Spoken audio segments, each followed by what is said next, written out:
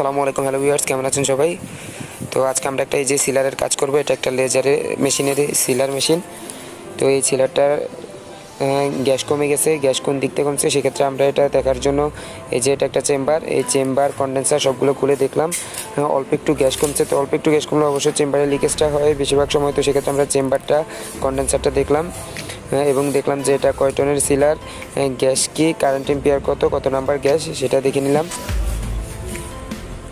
তো আমরা দেখলাম যে এটার আসলে যেই চার্জিং বাল্বটা আছে ওই চার্জিং বাল্বের দিয়ে গ্যাস লিকেজ করছে। তো সেক্ষেত্রে আমরা এটার চার্জিং বাল্বটা ওয়ার্লিং করে ভ্যাকুম করে গ্যাসটি ফিল করে দিব।